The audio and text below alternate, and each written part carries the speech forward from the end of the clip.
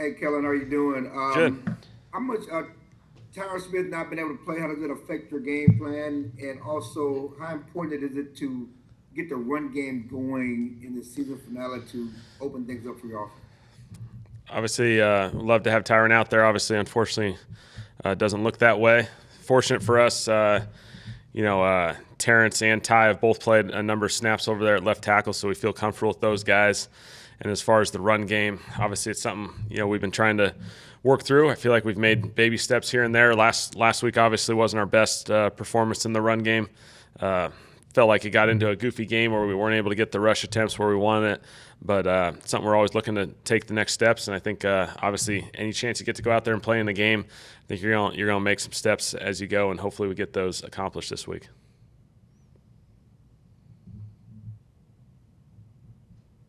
Kellen, Dak talked after the game about the disguises that the Arizona defense were showing him and some of the challenges they presented. How do you feel like y'all have done in terms of preparing for those disguises, and what can you continue to do to be ready?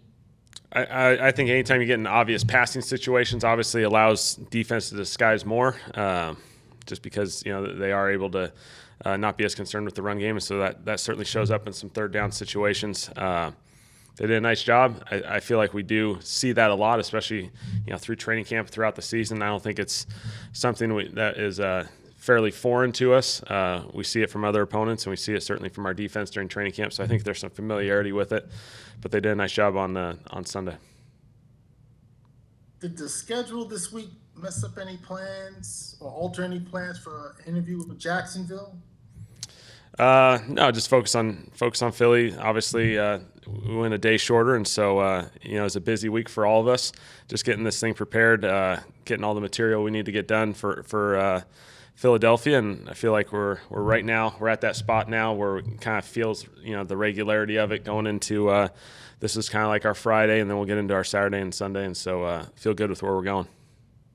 Do you want to wait until your postseason is over, whether that's in LA or whenever that happens, before you interview for a job? I think those things will just pop up when they need to be addressed, and I'm not too concerned with it right now. We're really just focused on Philadelphia. Ellen, have you talked to the Jaguars yet? No. And when you look at where you guys are in a night game coming up, it's going to be 5 degrees outside. How does that impact your play calling? How do conditions impact play calling and what you got to do? I don't think cold necessarily impacts it a whole lot. Obviously, wind is a huge factor. Rain and snow, those type of elements. Obviously, you gotta see to what degree they're at. But I think obviously when it's cold, everyone deals with cold. But I don't think it drastically impacts your ability to perform. On the game day.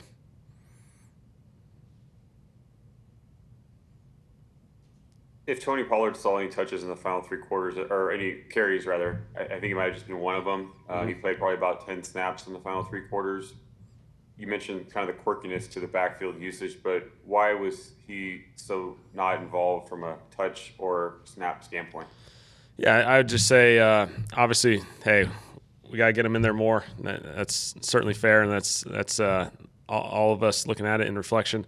Got into a goofy game. It became a little bit more of a 2-minute type tempo on the back end of it, and so we obviously threw it a whole lot more than we ran it, and got into some of those, just kind of 2-minute menu, not as much of the specialty packages that we love to incorporate Tony in, and so obviously something. Hey, we want to get Tony on the field more. We got to get him more involved, and that game turned into one that we didn't do a good enough job getting him in there.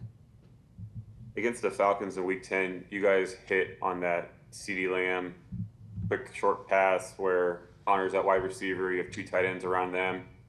It almost was disastrous this past game with the near pick six. Yeah. Totally different pre-snap look where there wasn't soft coverage in terms of where the DBs were aligned. But is that one that pre-snap, let's get out of it because we don't like it, or is that just the player making a great play at the snap of the ball and Budda Baker? Yeah, I think Budda made a great play. Wasn't a great play call.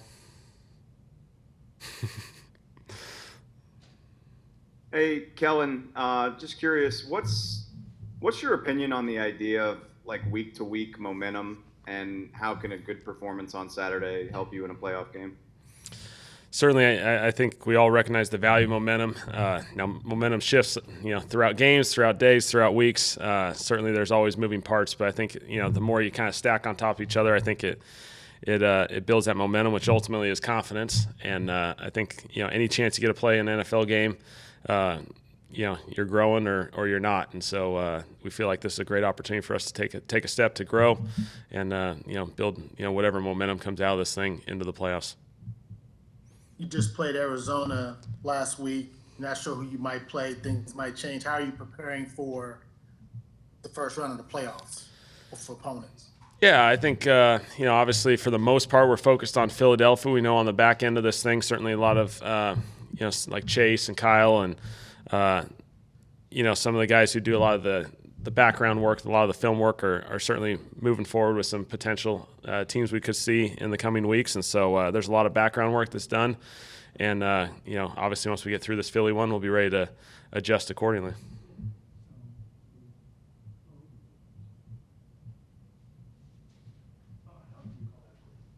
You're on mute. What do you plan on talking to Jacksonville? And so tomorrow, is that the plan? And is that better at the end of the week than while you're doing game plans in the middle of the week? Sorry, I caught the one in the back end of that. When do you plan on talking to Jacksonville? I think obviously, that's why you have agents, so that they're allowed to go through that process. And I'm really just Philadelphia, and then we'll get to that when we get to it. Not there yet, and we'll see what happens. So an interview has not been scheduled yet, as you know? I haven't talked to Dave at all today, so we'll get there. What do you?